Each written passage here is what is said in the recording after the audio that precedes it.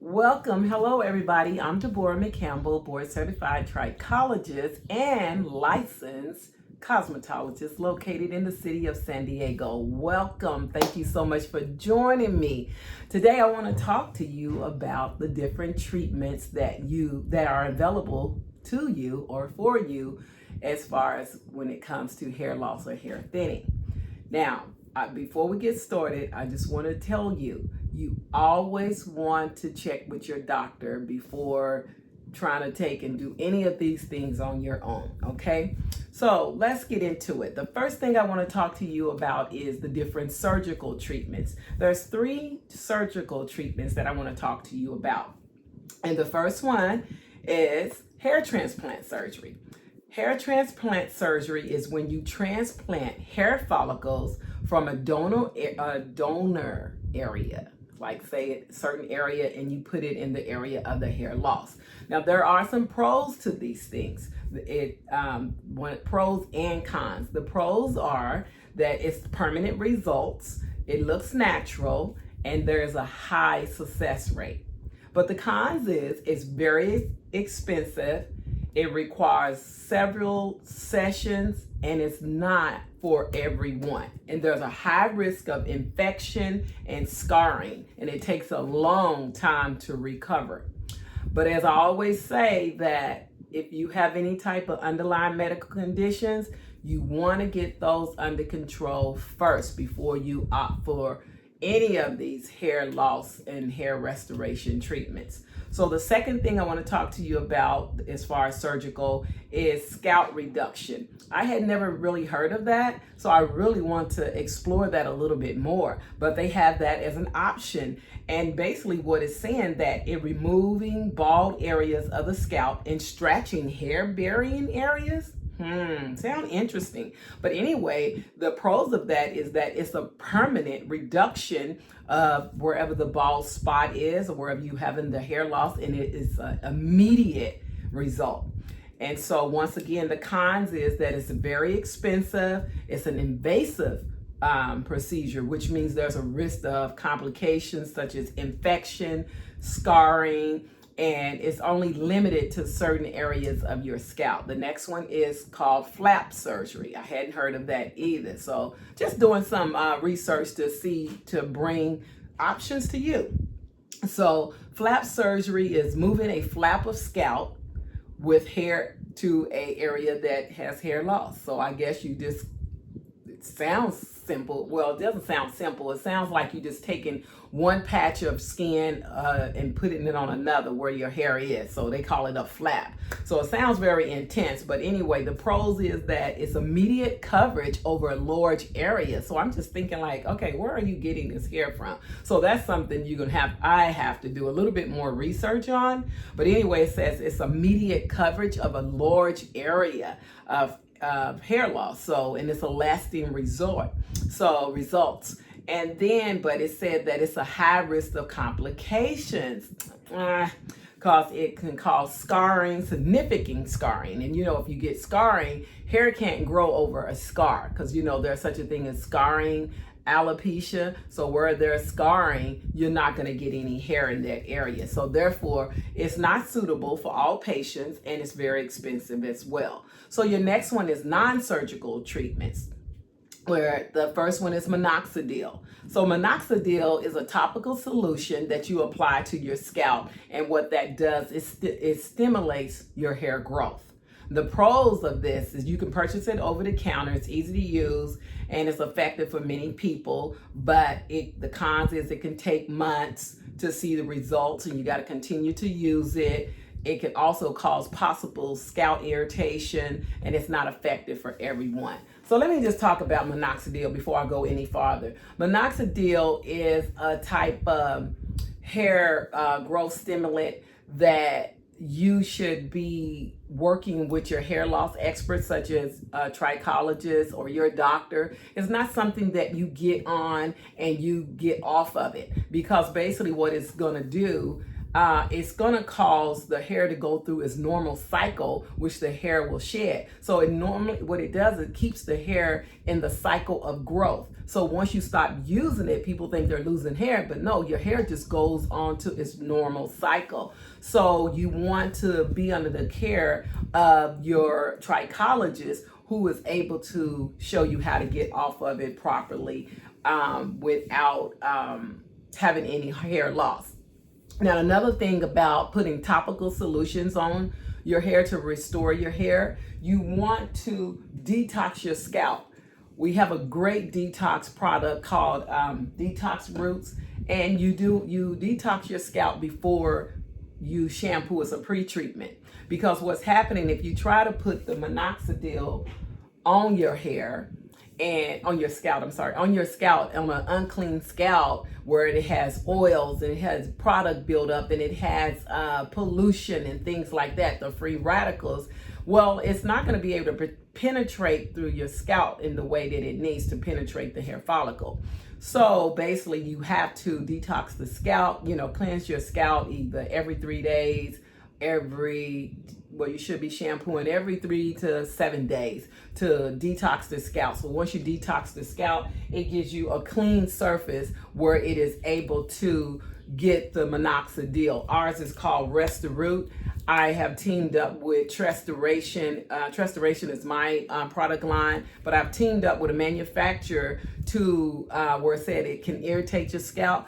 It can irritate the scalp because most of it have alcohol in it, and the alcohol can be very irritating and drying to one's scalp. Well, this particular brand, I have aloe vera mixed with it. I have the manufacturer to counteract that alcohol. So I haven't had any problems from any of my patients. So that's minoxidil. Then you have the finasteride. Finasteride is an oral medication, and it's for men, it's not for women. It's an oral medication that helps reduce DHT. DHT is a hormone that causes hair loss. It actually suffocates the hair follicle so that the blood cannot provide, the oxygen cannot get to the hair follicle from the blood, and so that DHT cuts it off. And so the pros of that is convenient and it's effective for many men, but the downside of that for men, it causes sexual side effects,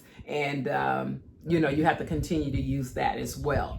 Then we have the low level laser, which is right here, is what I do. I do as a trichologist, I do all the holistic and natural alternative treatments, okay? But I also work with my patients who are under the physician dermatologist care. Okay, so the low level laser is a laser device that stimulates the hair follicles and it promotes growth. But it's non-invasive, it's painless, it's because it's a cold laser, and you can use it at home, because I do have some of these laser devices that I retail to my clients where they can do it in the comfort of their home. Okay, and so there has been some evidence of some hair growth. I've seen quite a few hair growth, meaning that when these products work, my patients have got to the root of the problem. My patient and myself, we got to the root of the problem to find out what was causing their hair loss. And so until you find out what is causing it, there is no treatments that is going to restore your hair until you find out why you are losing your hair. So back to the low level laser. I've got my computer here, so my notes, so I won't forget. Anyway, they can be expensive. You have to use it regular, like 3 times a week. And the effectiveness varies depending on what the type of hair loss it is and how consistent you are. Okay, but but it does work. So your next one is something called PRP. You may have heard of platelet-rich plasma, where they take your own plasma. Is injections where they take these plasma from your own blood and put it into your scalp. Okay, so the pros of that, you use your own body's natural healing process.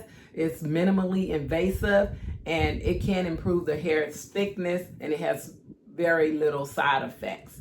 But the cons is it is expensive. You have to get multiple sessions, and the results vary, like all things. but it can cause temporary swelling and discomfort, with injections. I'm not a fan of it, but some people go that route. And the next one is hair growth shampoos and conditioners, which I have here in my line are hair growth shampoos and conditioners that address DHT and things like that. So these products, they contain ingredients that promote hair growth, okay? This one has DHT blockers in there, so if you got some type of hormonal hair loss where the DHT is high, it's going to inhibit it so that it cannot cause any harm on your hair. So one thing, it is easy to incorporate in your daily routine. It is affordable, and it's mild and gentle on the scalp.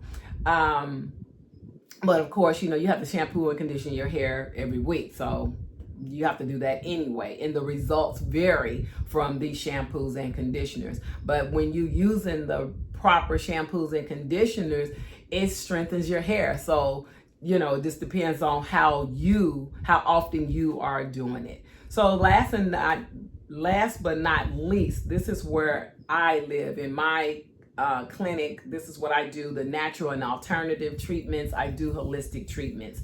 So I do a combination of non-surgical treatments as well as the natural and alternative, which is the holistic. So I combine the two, but I also work with dermatologists if the patient needs medication, so I can see the effect that this medication is having on the patient. I keep saying client because I also, as a cosmetologist, I work in the salon as well. So yes, when I'm working hand in hand with the medical professional and my patient together, we can make sure that my patient will have a successful rate of hair restoration. So let's get into the holistic natural alternative treatments. You got essential oils like rosemary, peppermint, lavender, and you apply this to your scalp. And the pros about this is natural, it's chemical free, of course it's affordable, and you can do it at home. Well, the cons of it is that it's limited scientific evidence and the results take time, and there's possible allergic reactions, and you have to do a consistent application. So let me just put a disclaimer in here about essential oils. I don't recommend you just start concocting up things, because you got to make sure that you're not allergic to it. You got to have the organic oils. It has to have the right carrier oil. And then once again, when you're putting these oils on your scalp, you have to make sure that you are actually cleansing your scalp on a regular basis, doing your shampoo and conditioner, as we already talked about, detoxing the scalp to remove those oils, your oil buildup, your products, all that kind of stuff, and free radicals from the pollution. You have to detox the scalp to get these things off, okay? But do not just go into getting these natural and alternative treatments on your own, because first of all, you have to find out what is the underlying underlying reason why you are losing your hair in the first place, and then address those issues. And next is your diet and your supplement. And I don't like to use the word diet. I like to say well-balanced meals. Although we're talking about nutritional changes. If you're not eating well-balanced meals, then you want to store it. And then you want to add supplements. RRX Nutrients is really great. When I say supplements, I'm not talking about just getting some biotin because you heard that biotin works and it grows hair. You can get an overdose on vitamins, okay? Because if you're not low in biotin, you don't need a supplement by itself of biotin. I recommend multi-supplement and minerals like ours that has biotin and other ingredients in it that promote not only hair growth, but well-being, okay? And so the thing about that, of course, the pros on the diet and supplements, it improves your overall health, because that's what's going on. You want to make sure your overall health is doing well. And supplements is not a substitute for eating well. It's just in addition to, because the way our foods are grown here in America, it has a lot of deficiency already. So in other words, you're not getting the full nutrients that you need because the way the food is grown here in America. So that's why you take supplements as an additional too. And then it's relatively affordable.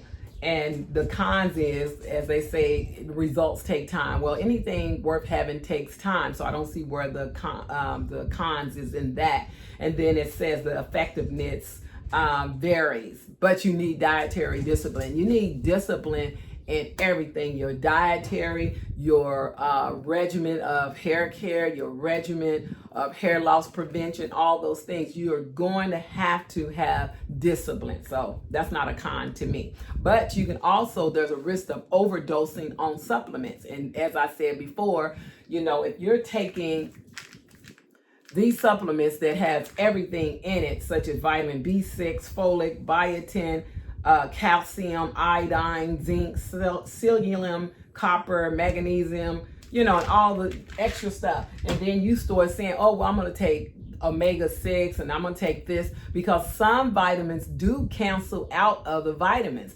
So, and the rest of you just, urinate it out, or like it said, you can have the risk of overdosing on that. So you're going to be very careful about, adding in a bunch of supplements.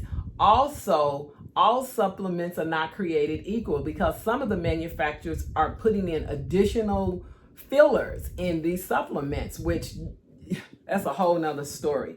So let's move on to scalp massage. The scalp massage, where they have the machines now, the little handheld machines, which is, I just love them. So basically what that you manually use these machines that stimulate your scalp to increase blood. So that's a beautiful thing. You can also do it with a brush, brushing your hair. If the hair like this, you ain't gonna be doing no brushing, and mostly the hair has to be straight so you don't get all clogged up, or it has to be where it can slip. So, but anyway, the point of the matter is scalp stimulation. Scalp stimulation increases the blood flow.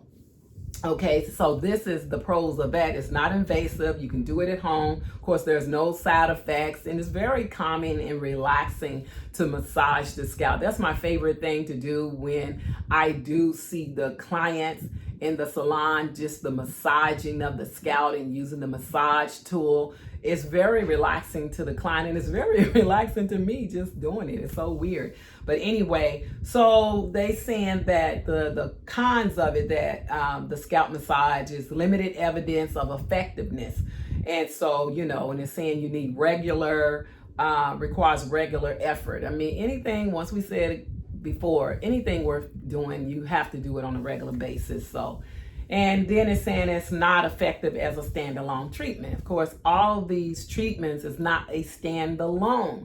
You have to have multiple of things to help you get where you're going. For instance, you need a detox cleanser to cleanse the scalp. Then you're gonna need a shampoo to cleanse the hair. Then if you having some issues with hair loss, whether you having mild thinning or moderate hair loss or thinning, I have something called Stimuroot for people who's having mild to moderate hair loss. Really mild, because if you having moderate to severe, I have the minoxidil. So all these things go together. And then for internally, I have the supplements here. Okay, so that's why I said nothing is a standalone. And if you have moderate to severe, I have the laser here to stimulate the follicle as well. So if you have scalp disorders, I have oxygen therapy to work on that. It's a full regimen. Okay, it's not just one thing. Let me get this or one of those. No. Okay, the next one is acupuncture. I can never say acupuncture.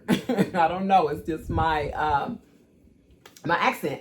So anyway, acupuncture is traditional Chinese medicine that is used for various different things. People use it for aches and pains, and so I didn't even know they was using it for hair loss. So it's using it for hair loss as well, because they use the needles to stimulate the scalp. So I'm like, wow, that's interesting. So the pros of it is, of course, it's a holistic approach, and it said it may reduce stress, which is good because stress promotes hair loss.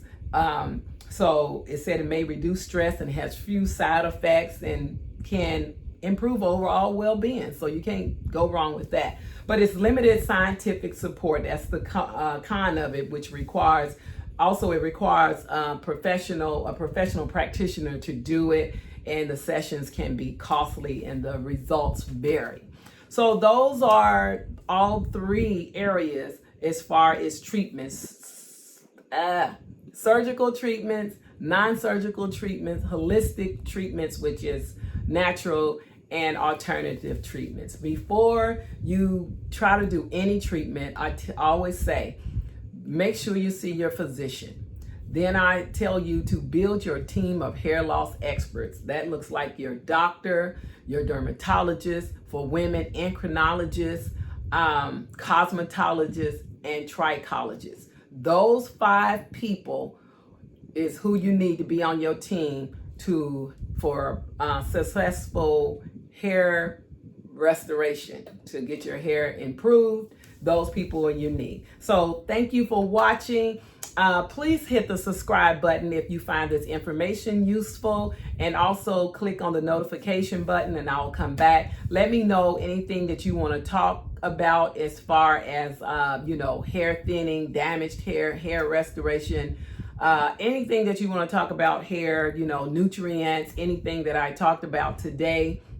Let me know, put it in the comment box, or you can reach me on my information that I will make sure I put below. Thank you so much for watching. Have a wonderful day. God bless you, and I hope to see you next time. I post videos every week, so come back and check me out. Thank you so much for your support. I appreciate your valuable time. Have a great day.